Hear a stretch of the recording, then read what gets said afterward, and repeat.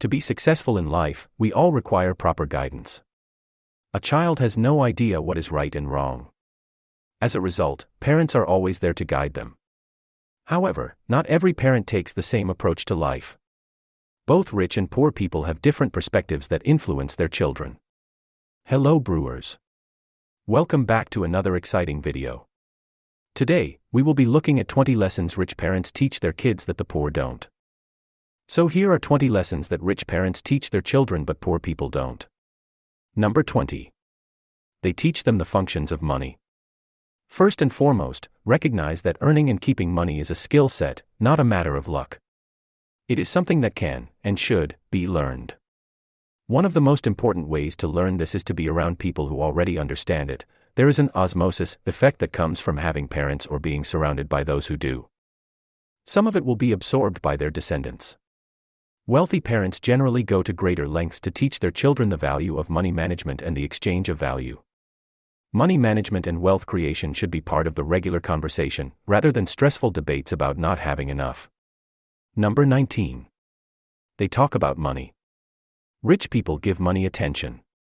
They talk about money, and they are not ashamed of it. It's a welcome and natural aspect of their lives. Something to be addressed. They talk with their kids about how much things cost, and they compare it with the cost of other things. They tell them what they are saving for and how much they look forward to buying it.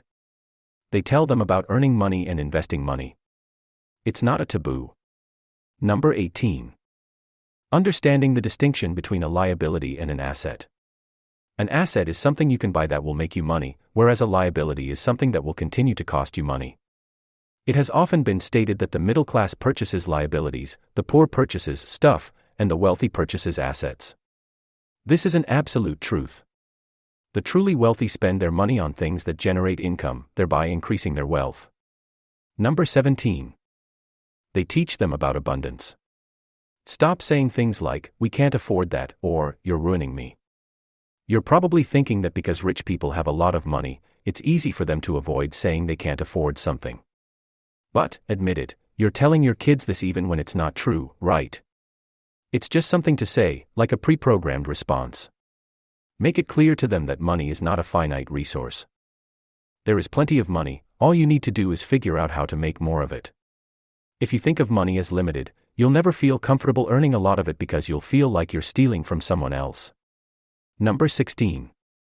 They have no right to anything. Most poor people around the world were shocked to learn that Paul McCartney of the Beatles fame had stated that he would not leave his money to his children but would instead donate it to charity. The wealthy, on the other hand, realized right away that he did not want them to be entitled. Paul came from a working-class family and was entirely self-made, and he recognized the value of that. That was the legacy he wished to leave his children, encouraging them to be their own people and achieve success independently of his wealth. This would be preferable to living in his shadow in the long run. Number 15. Stop expecting instant gratification and avoid magical thinking. Fortune is a long game, but our culture of instant gratification creates unrealistic expectations about how success works. Successful people think of time in long batches and make 5, 10, and 20-year plans. Magical thinking refers to superstitious thinking about fortune that people use as a comforting avoidance strategy, whereas the wealthy accept that wealth and fortune are more about hard work. Number 14. Encouraging their children to be self-made. Most of the rich parents are self-made, so they know its value. And they want their children to do the same hard work and win over that. If they want, they can give all the wealth to their children, but it is not at all helpful for them. They teach their children to try for owning self-made wealth. Poor people don't want their children to do hardships for getting a thing. They always wait for someone who will come and give their wealth. Number 13. Money is a tool, which is a good thing. Poor people tend to believe that money is evil, which is unlikely to bring more of it their way. Your financial attitude is an important aspect of success. It is critical to understand that it is simply a tool that can be used well or poorly. It, like any other power tool, has the potential to do great good or great harm. However, as with other tools, it is the user's fault, not the tool's. Without proper training, you would not be able to use a chainsaw or drive a car. Money is the same way. It enables you to obtain fantastic things done but must be handled appropriately because of the damage it can cause when handled poorly. Number 12. Increase your income instead of cutting your expenses. Poor people are so concerned with cutting costs that they neglect to increase the amount coming in. This is referred to as being penny wise but pound foolish. Living frugally may allow you to save hundreds or even thousands of dollars, but the amount of effort required to inch forward is significant, and that is all it would ever be, inching forward. Increased income yields the most significant gains, and this should be your primary focus. Number 11. They teach them about patience and postponing needs. You've probably heard of the marshmallow study that had kids sitting in a room with a marshmallow in front of them, and testing whether they could postpone eating it. They were told they would get a second one if the marshmallow was still in front of them when the grown-up returned. Follow-up studies showed that the kids who managed to distract themselves and control the impulse to eat the fluffy sweet were more successful later in life. The conclusion was that postponing your needs and controlling your urges are important skills to master. How do you teach that? Well, you are well underway in letting them manage their own money. They will learn to let some things go in order to get what they really want. There might be other exercises that you can think of in your everyday life. Number 10.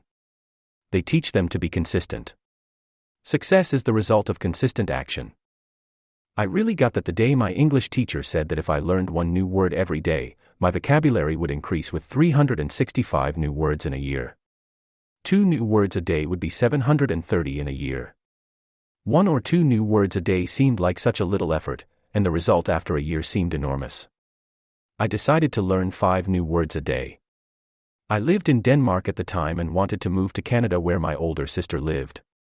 What is your child interested in? How many dinosaurs will he know if he learns about a new one every day? How many words can she read if she learns a new one every day? Number 9. In the long run, knowledge is more valuable than money.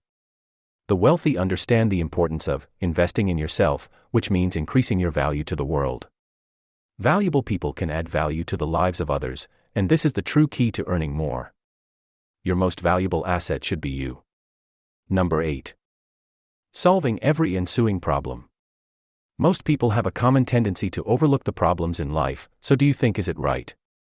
Rich parents don't think that. They always keep a positive and confident self within them so that they can overcome every critical situation. And they teach this thing also to their children.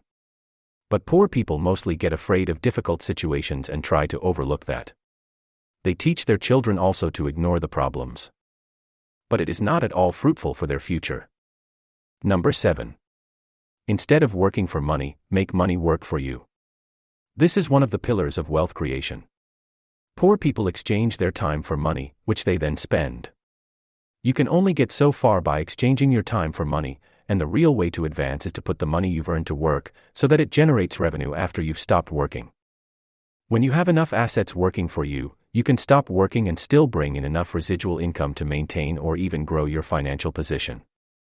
Number 6. Solving problems is the quickest way to become wealthy. While the world has many problems, the wealthy recognize that these can also be viewed as opportunities.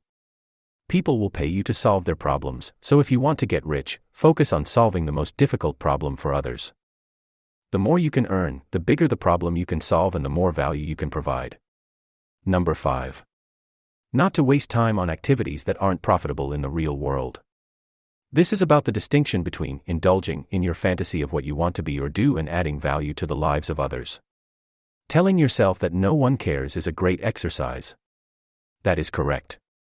Would you pay someone just so they could be an artist? How adorable. But no. People pay you for what you can do for them, not for what you can do for them. What's the point? Do you give a damn about what they're doing for themselves? Number 4. Learn how to utilize good debt like the rich do instead of bad debt like the poor do. There is a significant difference between borrowing money to buy things you don't need and leveraging other people's money to make money. Credit card debt will drain you dry, whereas almost all of the world's large corporations use the capital of others to expand their operations and develop profitable products and services. Number 3. Money does not make you a better person, it simply alleviates some of your problems. We are well aware of this. Money does not change the type of person you are, rather, it magnifies the type of person you are. It can solve some problems, but it can also create new ones, possibly even bigger than the ones you solved. Keep an eye out for our in-depth tutorial on the 5 ways most people waste their money. Number 2. Teach them the basics of social rules. One of Warren Buffett's favorite books is Dale Carnegie's How to Win Friends and Influence People. It has taught Buffett to be diplomatic, and Dale Carnegie's strategies have probably helped him create his fortune. But that is not the most important thing about following some smart social rules. Social rules are basic for a happy life. Teach your children the principles of the book, and they'll do better both in their careers and their relationships. And finally, number 1 on our list is how to form daily habits that will provide significant long-term benefits. The highly successful regard habitual actions as far more important than single acts. Excellence is not an act, but a habit. We become what we do repeatedly, said Aristotle, and this has lasted for over 2,000 years for a reason. Well, there you have Brewers. 20 lessons rich parents teach their kids that the poor don't. We hope you enjoyed this video. Share your thoughts in the comments below. Also, don't forget to like this video and subscribe to the channel if you haven't already. Thanks for watching. We'll see you in the next one.